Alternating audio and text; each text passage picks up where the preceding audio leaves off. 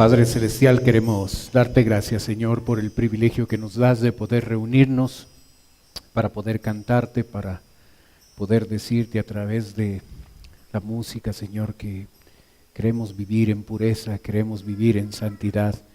Sabemos que la victoria no está en nosotros, sino tú eres aquel que cuando tú estás en nosotros de manera real, tú nos ayudas a vivir en victoria. Pedimos, Padre, que nos ayudes a poder vencer a la tentación, a poder vivir como a ti te agrada.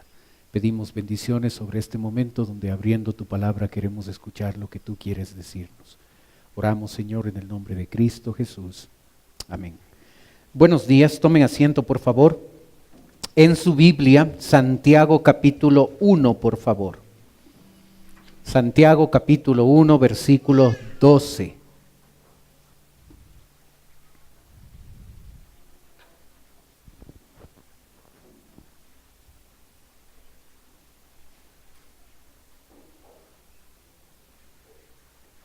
Santiago capítulo 1, versículo 12.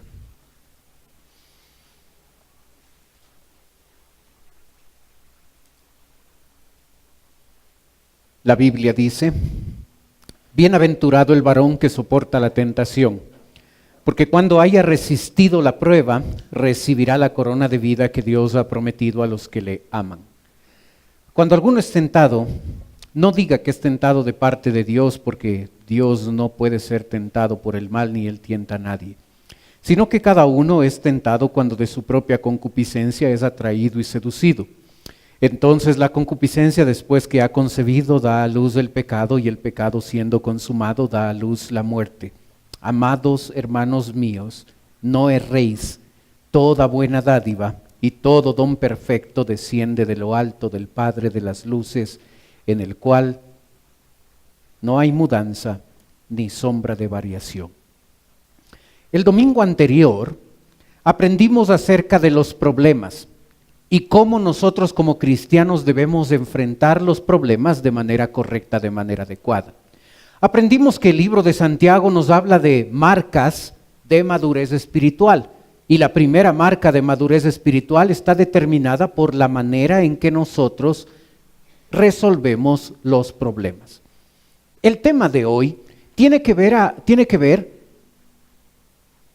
en torno a la manera que usted y yo enfrentamos las tentaciones. La pregunta es, ¿por qué el escritor, Santiago, por qué escogió hablar primero de los problemas y luego de las tentaciones? ¿Por qué no lo hizo al revés? ¿Por qué no empezó a hablar acerca de las tentaciones y luego habló acerca de los problemas? ¿Por qué no lo hizo al revés? En la Biblia nada es casualidad. Y la verdad es que la razón de por qué Santiago habla primero de los problemas y luego habla de las tentaciones es porque cuando nosotros llegamos a enfrentar de manera incorrecta los problemas, estos problemas pueden llegar a convertirse en tentaciones. En la Biblia tenemos muchos ejemplos acerca de eso, cómo un problema mal resuelto llegó a convertirse en una tentación y aún en un pecado en la vida de personas. Mantenga su Biblia en Santiago capítulo 1, pero observe el pasaje que tiene en la pantalla. El texto dice: hubo entonces hambre en la tierra y descendió Abraham a Egipto para morar allá, porque era grande el hambre en la tierra, y aconteció que cuando estaba para entrar en Egipto, dijo a Sarai su mujer: he aquí, ahora conozco que eres mujer de hermoso aspecto, y cuando te vean los egipcios dirán su mujer es, y me matarán a mí y a ti te reservarán la vida. Ahora pues, di que eres mi hermana para que me vaya bien por causa tuya y viva mi alma por causa de ti. Observa, un problema económico le llegó a este hombre amigo de Dios, le llegó a tomar una decisión tan mal en su vida. En vez de confiar en Dios en ese momento difícil, llegó a tomar la decisión de descender a Egipto, y la palabra descender no solo implica un descenso geográfico, sino implica un descenso espiritual. Llega a descender a Egipto tratando de buscar solución a su problema, y como lo hace tan mal, se mete en una tentación. Y le mete a su esposa en una tentación. Di que eres mi hermana. para que me vaya bien. Miente para que me vaya bien. Un problema mal resuelto puede llegar a convertirse en una tentación y en un pecado que llegue a cometer. Y esa es la razón por qué Santiago empieza hablando acerca de los problemas y luego empieza hablando acerca de cómo enfrentar las tentaciones. Dicho esto, en Santiago capítulo 1, versículo 13, nosotros tenemos 9 pasos que el creyente puede y debe dar para llegar a tener la victoria sobre las tentaciones. El primer paso tiene que ver con aceptar que Dios es bueno. El versículo 13 dice: cuando alguno es tentado, no diga que es tentado de parte de Dios, porque Dios no puede ser tentado por el mal, ni Él tienta a nadie. 16. Amados hermanos míos, no erréis. Toda buena dádiva y todo don perfecto desciende de lo alto del Padre de las luces, en el cual no hay mudanza ni sombra de variación. Parece obvio que usted y yo aceptamos y creemos el hecho de que Dios es bueno. Probablemente no tenemos cuestionamiento acerca de eso, creemos que Dios es bueno. Pero sabe, en verdad no creemos eso. Y muchas veces cuando caemos en la tentación, cuando llegamos a pecar, es una evidencia de que en el fondo no creímos que Dios era bueno. ¿Se da cuenta la tentación de Adán y Eva cómo empezó? Con que Dios os ha dicho que no coman de todos los árboles que hay en el huerto. ¿Qué hizo Satanás? Puso en duda la bondad de Dios. Dios es tan mala gente que les quiere matar de hambre. Dios es tan malo que Él quiere que ustedes no puedan alimentarse, no puedan consumir de todos los árboles que hay aquí en el huerto. Dios no dijo eso. Dios dijo: de un árbol no puedes comer. Había decenas, cientos de árboles. Satanás no ha cambiado su estrategia. Satanás sigue diciendo al ser humano, cuando usted y yo enfrentamos una tentación, que Dios no es bueno. Nos dice: cae nomás en esta tentación, hazlo. No es lógico, no es correcto que Dios le ponga una etiqueta a esta cosa, a esta actividad, que le ponga una etiqueta de que es malo. No es malo, todo el mundo lo hace. Y cuando caemos en la tentación, llegamos a creer ese cuento.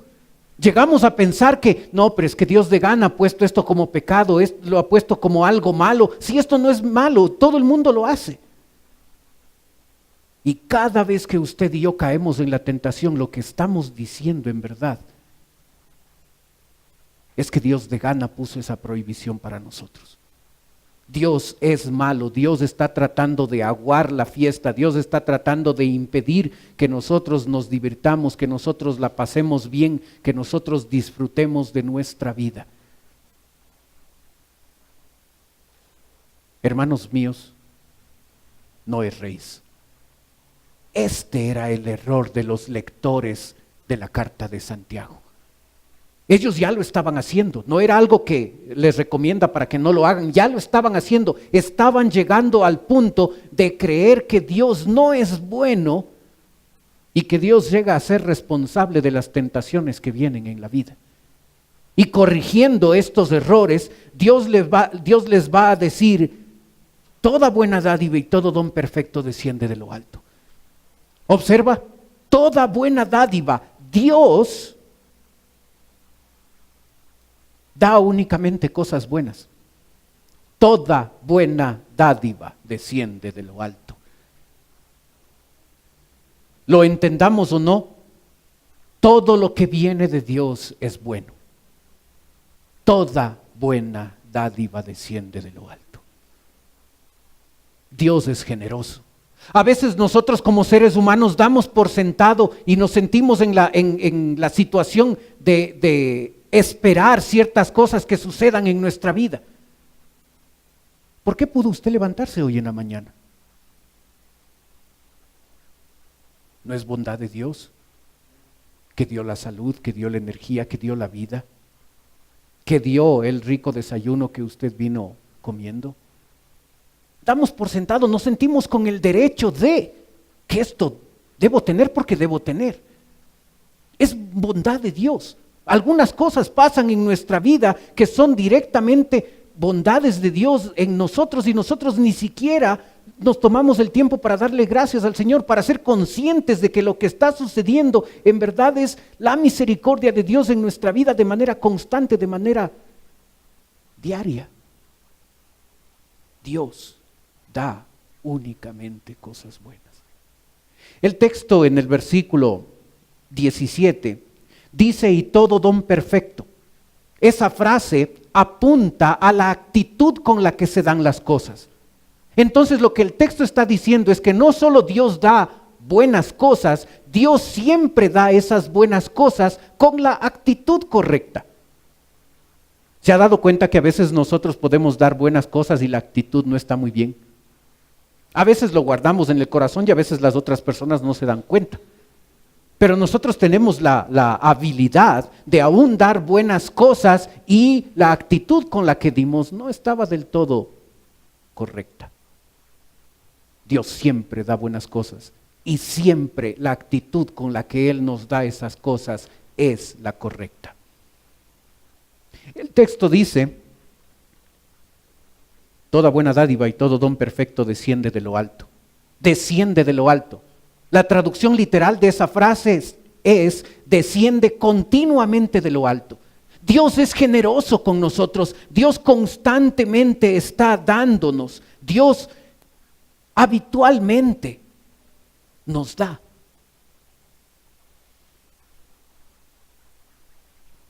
Pero observó la última frase del 17. El Padre de las luces en el cual no hay mudanza ni sombra de variación.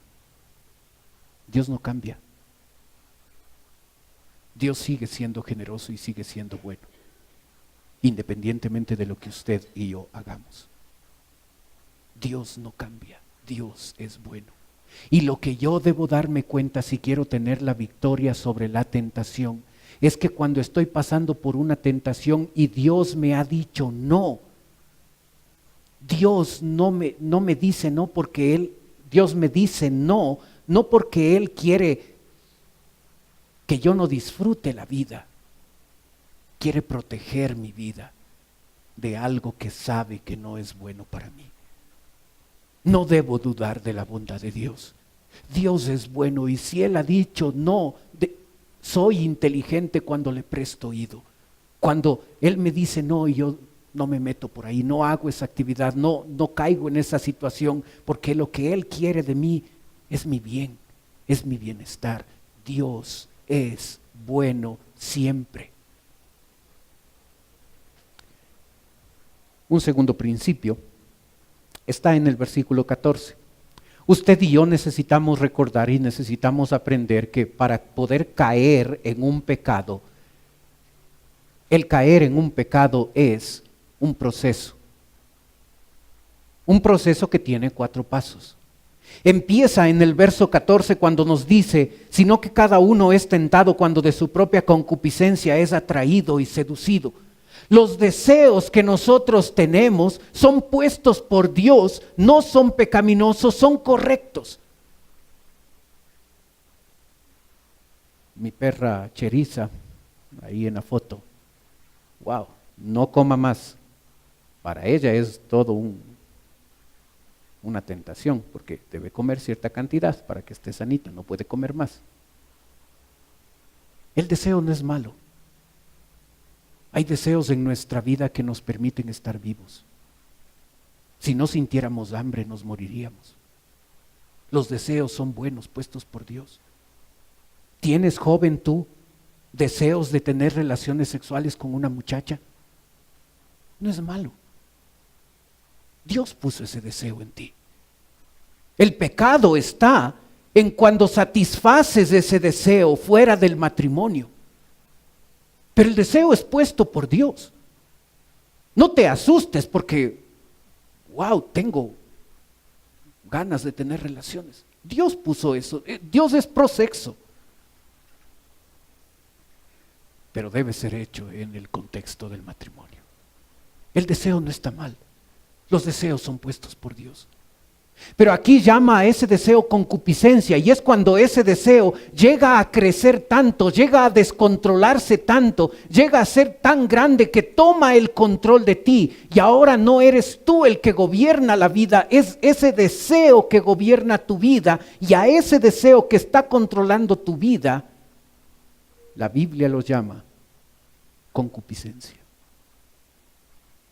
Así empieza. No es que nosotros en la vida nos tropezamos con un pecado. Es que yo no sabía, es que yo no fui, es que yo no tengo la culpa y me tropecé con este pecado. Todo pecado tiene un proceso. Y son decisiones que nosotros vamos tomando y que nos llevan finalmente a cometer un pecado, a caer en la tentación. Empieza con la concupiscencia, con un deseo descontrolado que he permitido que eso crezca tanto que ahora eso tiene el control de mi vida. Un deseo pecaminoso. Lo que veo, lo que escucho, la pornografía que tengo, cualquier cosa. El segundo paso en este proceso, ahí en el versículo 14 al final dice atraído y seducido.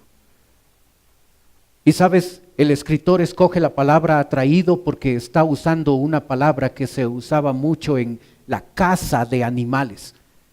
La palabra seducido es una palabra que se usaba mucho para referirse a capturar peces.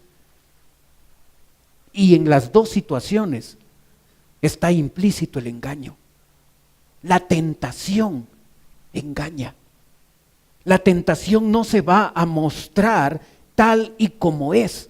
La tentación tiene la particularidad de mostrar solo el aspecto bonito, solo el aspecto atrayente, solo el aspecto positivo de aquel acto que es incorrecto. Ninguna tentación se muestra tal y como es. No se duerma, por favor, en la pantalla. Ninguna tentación. Nosotros vemos a la manzana bien bonita, bien rica, bien apetitosa, pero no vemos del otro lado. La tentación es atrayente. El pecado es atrayente.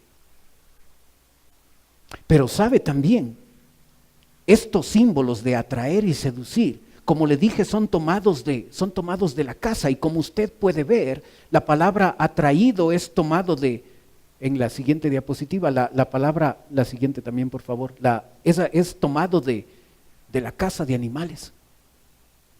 El animal ve la carnada, no la trampa. El animal ve el cebo, no el anzuelo. La tentación siempre va a ser así. Siempre va a mostrar la parte atrayente para nosotros, va a cubrir la trampa, va a cubrir el anzuelo, solo vamos a ver la carnada, el cebo, vamos a ver lo atrayente de la tentación.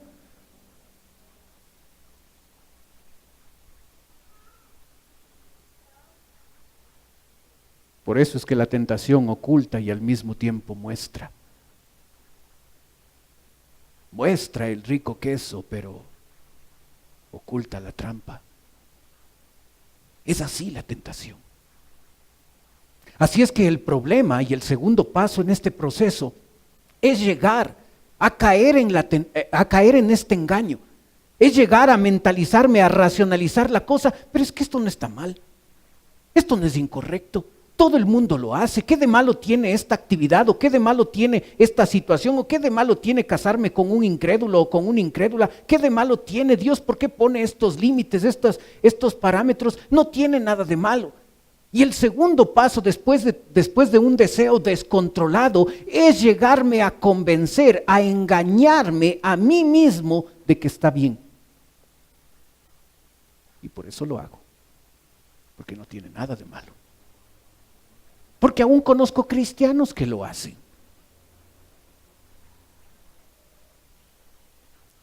El versículo 15 nos muestra el tercer paso en este proceso. Nos dice, entonces la concupiscencia después de que ha concebido da a luz el pecado. Desobediencia.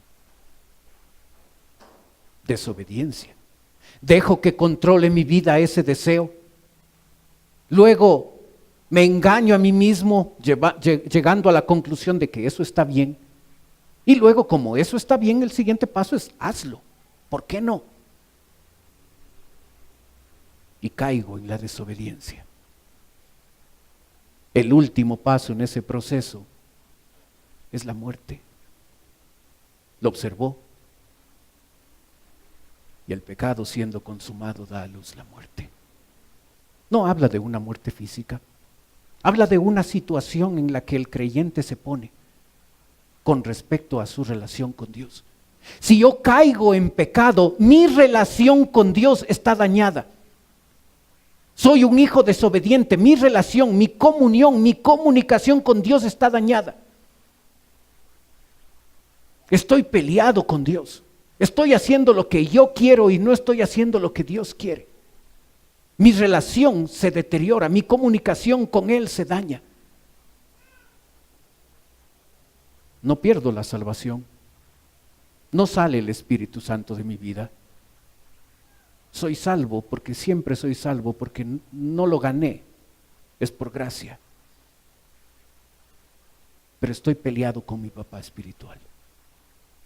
Y mientras mantenga un pecado sin confesar, mientras mantenga un pecado oculto en mi vida, mi relación con Dios está mal.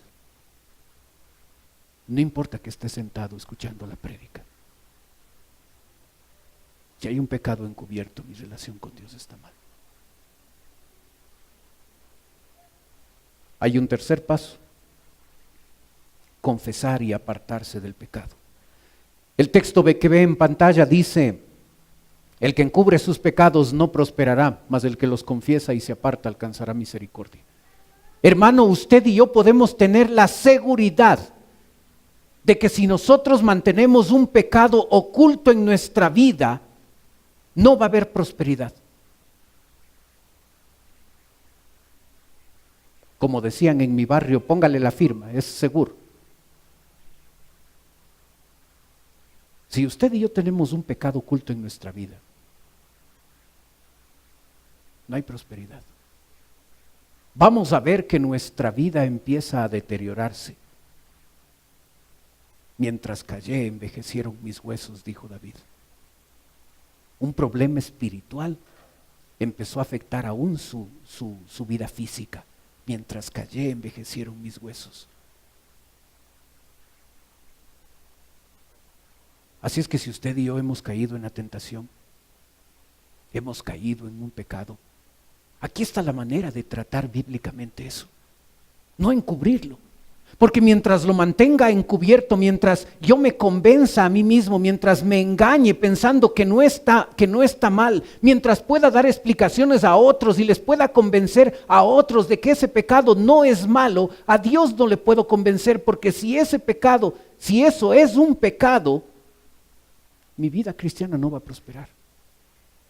No importa que yo lo repita y que yo me convenza. Si es un pecado encubierto, no voy a prosperar. Y yo me pregunto, ¿la falta de prosperidad en nuestra vida no será esto? ¿No será esta la razón de por qué nosotros vemos falta de prosperidad? La Biblia nos dice: mas el que los confiesa y se aparta, dos cosas, alcanzará misericordia. Confesar significa estar de acuerdo con Dios. Decirle: Señor, esto que tú llamas mentira, esto es lo que yo hice, esto ofende tu santidad, yo te pido perdón porque soy un mentiroso. No es como algunos cristianos: Dios, si me equivoqué, perdonarás. Dios, si cometí un error. El pecado no es un error, el pecado no es una equivocación. El pecado es un pecado, ofende la santidad de Dios, es grave. Y yo, para confesarlo, debo llamar a ese pecado como Dios los llama, como pecado. Y luego, apartarme, comprometerme. Y cuando las dos cosas sucedan, alcanzo la misericordia de Dios. Así es que el tercer paso para ser victorioso en la vida cristiana es aprender a manejar adecuadamente los pecados que llegamos a cometer. Porque puedo ser una persona victoriosa y eso no significa que nunca más voy a tener problema con el pecado. Sí voy a tener problema. Y cuando tenga problema, aquí el pasaje me dice cómo debo tratar un pecado en mi vida. Debo confesarlo, no debo encubrirlo, debo llegar a apartarme de él, porque solo ahí solucionaré el problema. Cuarto paso, controlar los pensamientos. ¿Observas lo que dice el texto ahí en 2 Corintios? Derribando argumentos y toda altivez que se levanta contra el conocimiento de Dios y llevando cautivo todo pensamiento a la obediencia a Dios. Llevando cautivo todo pensamiento a la obediencia a Dios. La tentación primariamente llega a ser una batalla mental. La acción, lo que hago, es una consecuencia de lo que pasa en mi cabeza. No todos los pensamientos que entran en mi cabeza yo tengo responsabilidad directa. Si pasa una persona por la calle y dice alguna mala palabra, dice alguna barbaridad, yo la escucho y no soy responsable. Él fue el que dijo eso. Pero cuando yo escucho eso, debo tomar ese pensamiento y llevarlo preso, llevarlo cautivo a la obediencia a Dios. No debo dejar que ese pensamiento tome ventaja en mi vida y la dañe. Debo apresarlo y debo obedecer a Dios. Pero sabes, hay otros pensamientos de los cuales yo sí soy responsable. ¿Qué música escuchas? ¿Qué ves en la tele? ¿A qué páginas de internet ingresas? Si entra basura, basura sale. El comportamiento es un resultado de lo que hay en la cabeza. Así es que si mi comportamiento es inadecuado en ciertas áreas de mi vida, el problema primario no es el comportamiento, el problema primario es lo que estoy dejando que entre en la cabeza. Pastor, pero yo soy un adulto con criterio formado, así es que verme esta película no va a producir ningún daño. Como uno de los escritores favoritos que yo tengo dice, a veces nos creemos más sabios que Dios. Todo pensamiento va a producir un efecto en la vida. Así es que nosotros debemos ser responsables con lo que vemos, con lo que escuchamos. Debemos tener mucho cuidado. Hermano, ten cuidado con lo que le dejas ver a tu hijo. Pero ¿cómo es cómodo dejarle a nuestros hijos con la niñera llamada televisión mientras yo me igualo en el Facebook? ¿Qué problema hay, no es cierto? ¿Qué problema? La televisión me va a quitar, va a ser de niñera 1 hora, así es que chévere, yo tengo tiempo para otras cosas. No estoy condenando todos los programas de televisión, estoy condenando aquella basura que permitimos que entren en la cabeza de nuestros hijos. Y uno puede ver niños que juegan a la guerra, que juegan a la lucha, que juegan a la pelea. ¿Dónde aprendieron eso? ¿Quién les dejó ver esos programas? Papá y mamá. Cuidado con la basura que entra en la mente de nuestros hijos. Cuidado con la basura que entra en la mente formada y criterios formados en nosotros. Basura entra, basura sale, no es complicado.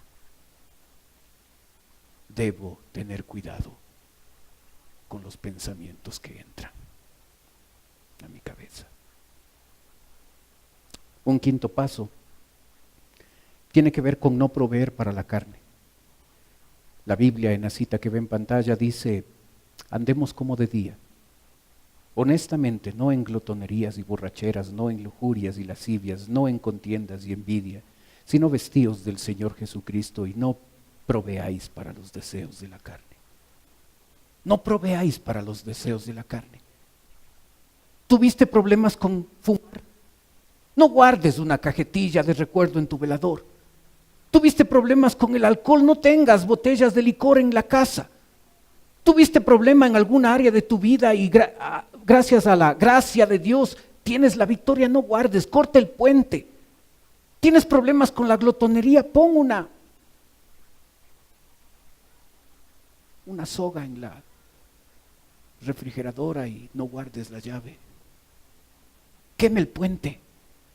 Que aun cuando quieras, que aun cuando tu vida espiritual pueda descender, pueda flaquear en un momento, que no tengas la opción de caer nuevamente en eso. Hace muchos años en mi vida cristiana, yo me llegué a dar cuenta que para mí un problema real era la música no cristiana. Me fui un día a la computadora, abrí la carpeta y había como 15 gigas de música no cristiana. Y puse borrar. Y se te despliega un cuadradito que dice, ¿estás seguro, sí o no? Sí o no, sí o no, sí o no, sí o no. ¡Wow! ¡Qué complicado que fue! Al final, sí. Y se borró. Después de muchos años, todavía es un área débil. Todavía paro con el vehículo en un semáforo y a veces está un bus ahí y el conductor sube el volumen de su radio y escucho una canción y wow, todavía sé la letra, todavía sé lo que hacía cuando escuchaba eso. Es un problema la música no cristiana para mí. El día de ayer, 7 de la noche, mi vecino, había sido cumpleaños de mi vecino, yo no lo sabía. Y me enteré porque a las 7 de la noche empezó la fiesta. Y no dentro de la casa de él, sino en el patio de atrás. Y el patio de atrás conecta exactamente con el dormitorio nuestro. Así es que 7 de la noche empecé a escuchar, de 7 de la noche a 4 de la mañana empecé a escuchar música no cristiana. Algunas de esas, después de más de 20 años, todavía sabía la letra. Así es que si me ves cansado, con ojeras y sin ilusiones, es porque con Vero pudimos dormir un par de horas. Un vecino comedido llamó a la policía y a las 4 de la mañana les dijo, ya basta. Y a las 4 de la mañana nos quedamos dormidos. No proveas para la carne. Si tienes problema con algún pecado, no lo tengas en casa, no lo tengas a mano. Rompe el puente. Porque si no vas a volver a eso. Corta la cosa. Si tienes un área débil, como todos tenemos áreas débiles, actuemos responsablemente. Hay otras áreas en nuestra vida que gracias a la gracia de Dios no son un problema, pero hay otras áreas en nuestra vida donde en verdad siguen siendo áreas débiles. Seamos responsables con nosotros mismos, no proveamos para la carne, no nos metamos en situaciones que van a llevarnos a caer en ese pecado. Si tienes problemas con el chisme, quizás necesitas cambiar de amistades para que no te juntes y hagas eso. Hay un sexto paso. Haz mía la victoria de la cruz. Ahí en Romanos 6 puedes ver lo que dice sabiendo, y la palabra primera es importante, hay que saber. Sabiendo esto, que nuestro viejo hombre fue circuncidado juntamente con él para que el cuerpo del pecado sea destruido, a fin de que no sirvamos más al pecado, a fin de que, porque en cuanto murió al pecado murió una vez por todas, mas en cuanto vive para Dios vive. Así también nosotros consideraos muertos al pecado, pero vivos para Dios. en Cristo Jesús, Señor nuestro. No reine pues el pecado en vuestro cuerpo mortal, de modo que lo obedezcáis en sus concupiscencias, ni tampoco presentéis vuestros miembros al pecado como instrumentos de iniquidad, sino presentaos vosotros mismos a Dios como vivos de entre los muertos, y vuestros miembros a Dios como instrumentos de justicia, porque el pecado no se enseñoreará de vosotros, pues no estáis bajo la ley, sino bajo la gracia. El pecado no se enseñoreará de nosotros.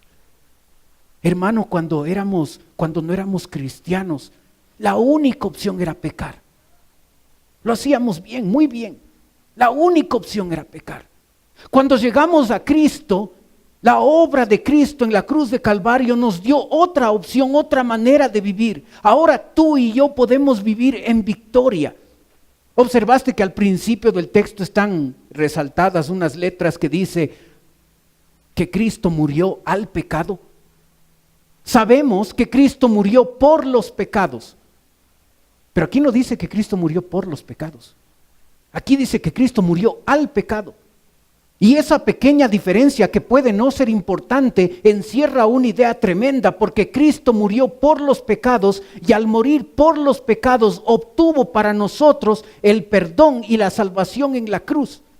Pero cuando Cristo muere, también muere al pecado, es decir, le quita el poder al pecado. Y ahora tú y yo, cuando vivimos en dependencia del Espíritu Santo, el pecado no va a reinar en nuestra vida. Debo considerarme muerto al pecado, porque así es. Dios le quitó el poder al pecado sobre nuestra vida. Eso no significa que las tentaciones no van a continuar tentándonos, continuar siendo atrayentes para nosotros, pero significa que tú y yo tenemos otra opción. No tenemos que caer en el pecado. Antes de ser cristianos era la única opción. Ahora tú y yo podemos, en el poder de Dios, decir no. Apropiémonos de la victoria que Cristo consiguió en la cruz de Calvario. Número 7. Obedecer la palabra de Dios. Observa el Salmo 119, dice: ¿con qué limpiará el joven su camino? Con guardar tu palabra. Con todo mi corazón te he buscado, no me dejes desviarme de tus mandamientos. En mi corazón he guardado tus dichos para no pecar contra ti. ¿Qué debo hacer para no pecar contra Dios? En mi corazón he guardado tus dichos. No dice en mi corazón he memorizado la Biblia. No dice, no habla de memorizar, no habla de conocimiento, no habla de información, utiliza la palabra guardado. La palabra guardado en ese pasaje es sinónimo de obediencia. Lo que el texto está diciendo es que cuando yo me mantengo obediente al Señor, también me mantengo limpio del pecado. Aquí un principio eterno. La obediencia genera obediencia. Lo opuesto también es cierto. El pecado genera pecado. Les he contado esto en el pasado. Yo tengo la costumbre, me encanta usar jeans. En mi casa estoy con mi jean viejo y le escondo porque mi esposa hace rato quiere botarle. Pero yo no le dejo porque me encanta, me gusta, es viejito, tiene los bolsillos rotos y yo me pongo y luego que me saco todavía no está sucio, así es que aguanta una segunda puesta y lo guardo. No sé si tú haces, no me critiques porque hago eso, pero a veces aguanta una tercera puesta, está limpio, está bien, así es que lo guardo. Pero ¿te has dado cuenta que con la ropa blanca no puedes hacer eso? Porque si le cae una manchita, es evidente la suciedad. Cuando estás blanco, es fácil darse cuenta de la manchita. Pero cuando estás sucio, ¿qué importa un pecado más? El pecado genera pecado. Si no lo enfrento, si no lo soluciono inmediatamente, el pecado me va a llevar a otro pecado. La obediencia genera obediencia. Si estoy bien con Dios, me voy a mantener bien con Dios. ¿Te has dado cuenta? ¿Recuerdas cuando tu hijo de manera milagrosa ordenó su cuarto? No pasa mucho eso, ¿no es cierto? Pero a veces sí, por Navidad o por alguna cosa, ordenó su cuarto. Yo recuerdo cuando ordenaba mi cuarto y mis 3 hermanas, cuidado con que vayan a ensuciar el cuarto, está impecable. Porque la limpieza hace que se mantenga limpio. Pero si está sucio, ¿qué importa? Más suciedad. ¿Te das cuenta el principio que está aquí en Salmos? En mi corazón he guardado tus dichos para no pecar contra ti. Cuando me mantengo en obediencia, eso me ayuda a continuar manteniéndome en obediencia, me ayuda a mantenerme bien con el Señor. Pero si caigo en pecado y no lo soluciono inmediatamente, ese pecado me va a llevar a continuar en eso, continuar en el pecado. Así es que necesito mantenerme obediente, porque cuando me mantengo obediente, me mantengo limpio, me mantengo en santidad.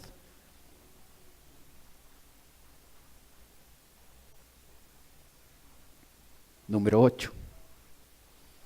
Usar la salida que Dios nos da. La cita bíblica dice: no os ha sobrevenido ninguna tentación que no sea humana, pero fiel es Dios que no os dejará ser tentados más de lo que podéis resistir. Sino que dará también juntamente con la tentación la salida para que podáis soportar. Has dicho: pastor, las tentaciones que yo experimento no son nada con las tentaciones que usted. A mí me pasa todo, a mí Dios no me quiere. Los problemas y las tentaciones que vienen a mi vida sí son inhumanas, sí son tremendas. ¿Observas el versículo? No os ha sobrevenido ninguna tentación que no sea humana. Luego añade: pero fiel es Dios que no os dejará ser tentados más de lo que podéis resistir. Pastor, es que yo no puedo resistir esta tentación, es muy fuerte. Y creo que debemos dejar de mentirnos a nosotros mismos y no decir que no podemos. Debemos decir lo que es la verdad. No queremos. No queremos. Porque la fidelidad de Dios, la bondad de Dios le ha llevado a Él a limitar nuestras tentaciones para que tú y yo, dependiendo del Señor, podamos decir no a la tentación. Cuando caigo en la tentación no es porque no pude, no es porque no puedo, es porque no quiero. Es porque ese pecado es tan atrayente que no me interesa tener santidad en esa área de mi vida. No solo eso, el texto sigue diciendo: sino que dará también juntamente con la tentación la salida para que podáis soportar. En cada tentación que tú y yo tenemos hay una puerta de salida. Otra cosa es que muchas veces no queremos salir por ahí. Pero tienes opción. Hermano, no te vendas la idea de que no hay opción. No vendas la idea de que tú no puedes. No te vendas la idea de que me enfrenté con esta situación y ya, qué pena. El texto no dice eso. Dice que nuestro Dios es tan bueno. Él entendiendo, Él siendo tentado cuando estuvo aquí en la tierra, entiende lo que tú y yo pasamos, y Él por su gracia, por su fidelidad, ha limitado esas tentaciones. Así es que tú y yo, en el poder del Señor, podemos decir no. Si no lo hacemos, es porque no queremos. Un último principio. Camina en el poder del Espíritu Santo. ¿Observas lo que dice el texto? Digo pues, andad en el Espíritu y no satisfagáis de los deseos de la carne. ¿Sabes por qué lo puse de último? Porque no quise que salgas de aquí de la iglesia pensando que estás recibiendo un mensaje muy positivo, muy humanista. Hermano, tú puedes. Porque no es así. Porque tú y yo no podemos. Porque la tentación llega a ser atrayente. Porque nuestra naturaleza pecaminosa tiende a lo malo.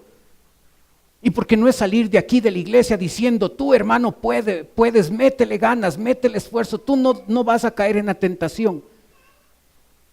Es tú y yo diciéndonos, aprendamos a andar en el Espíritu. Aprendamos a dejarle al Señor que controle, a aquel Dios que vive en nuestro corazón, que le demos espacio, que le demos lugar, que le demos amplitud para que Él actúe y para que Él con su poder nos llene de su Espíritu Santo, nos controle en los momentos donde estamos vulnerables y Él nos dé la victoria en nuestra vida diaria cuando enfrentamos las tentaciones. Aprendamos a caminar en el Espíritu, aprendamos a aprovechar del mejor recurso que podemos tener, la misma persona de Dios viviendo en nuestro corazón.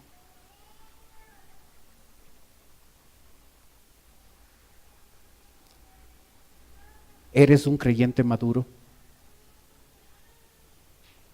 El creyente maduro se caracteriza por enfrentar las tentaciones y tener la victoria sobre ellas. No significa que no hay derrotas. No significa que nunca más va a tener problemas con la tentación, porque no es así. Pero el creyente maduro muestra una constante en su vida, ha aprendido de manera constante, aun cuando puede tener ciertos fracasos, ha aprendido de manera constante a enfrentar las tentaciones con el éxito que da a depender del poder de Dios. El creyente inmaduro ve la tendencia en su vida de caer constantemente en las tentaciones y de vez en cuando tener una victoria en su vida espiritual. ¿Eres maduro o eres inmaduro? Si eres maduro, yo te animo a que continúes confiando en el Señor. Si te das cuenta de que eres inmaduro, yo te animo a que juntos podamos tomar estos 9 principios y los hagamos parte de nuestra vida. Confrontemos la Biblia con nuestro diario vivir, con los 9 pasos que están aquí y veamos cuál necesitamos integrar a nuestra obediencia, a nuestra vida, para que así aprendamos a vivir en obediencia y en la victoria que Dios ha prometido. ¿Cómo puedo tener la victoria sobre mis tentaciones? Aquí está. Y si de veras tú y yo lo queremos, vamos a tomar decisiones en función de lo que Dios nos ha dicho. Oremos.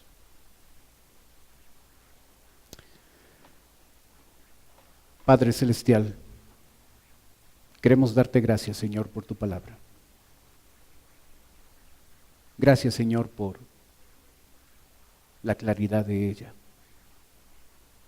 Gracias porque tú deseas que vivamos en victoria. Señor, ayúdanos a tomar estos principios de tu palabra y hacerlos parte de nuestra vida. Que podamos evaluar nuestra vida de manera consciente y reflexiva y podamos ver en qué área o en qué áreas necesitamos darte el control a ti, Señor. Pedimos tu bendición. Mientras usted sigue orando, por favor, puede ser que esta mañana nos está visitando alguien por primera vez. Y si usted viene por primera vez a nuestra iglesia y dice, pastor, yo quisiera que usted ore por mí. Mientras los demás tienen sus ojos cerrados, usted puede levantar un ratito su mano y con eso me está diciendo a mí, pastor, vengo por primera vez, ore por mí. ¿Hay alguien así esta mañana?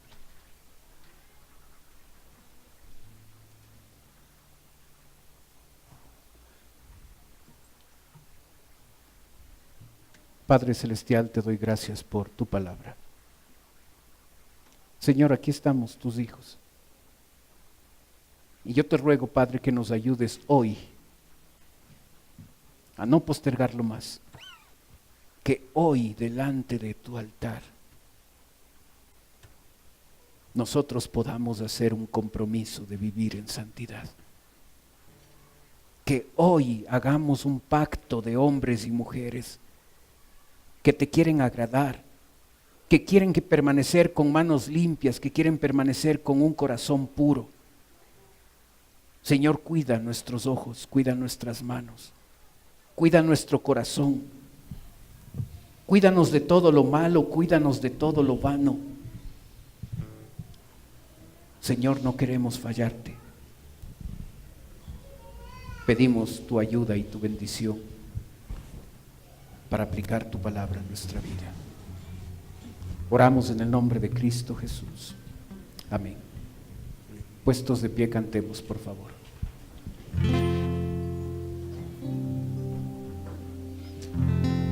Hacemos hoy ante tu altar un compromiso de vivir en santidad. Hacemos hoy ante tu altar un pacto de hombres que te quieren agradar.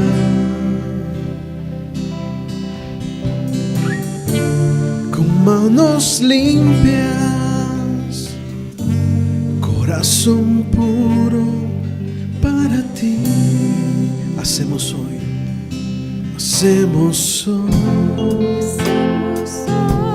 ante tu altar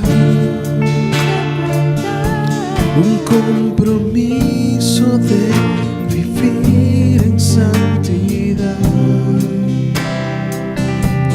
Hacemos hoy ante tu altar un pacto de hombres que te quieren agradar.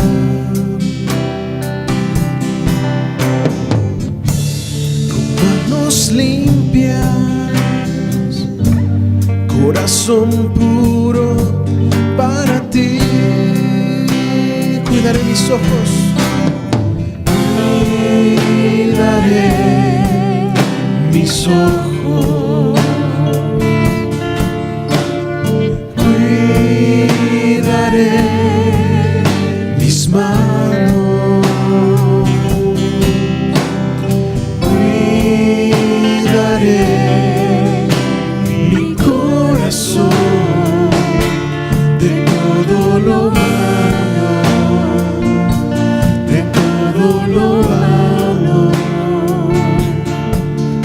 No te quiero fallar jamás. Hacemos hoy ante tu altar compromiso de vivir en santidad.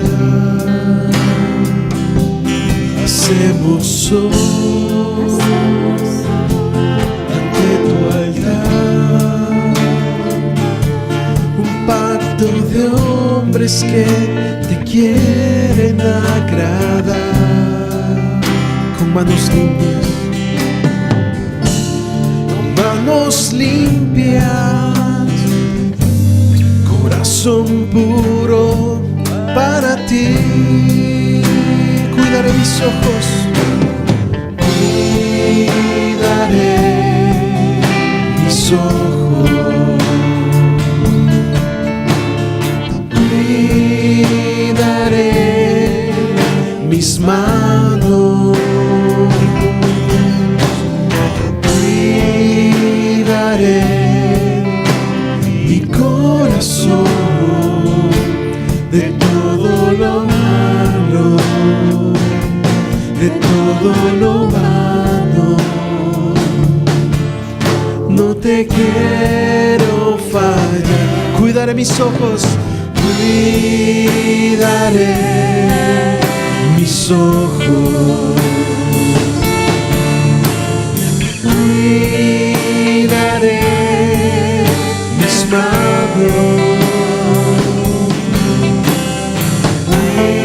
cuidaré mi corazón de todo lo malo, de todo lo malo. No te quiero fallar. mis ojos, cuidaré mis ojos,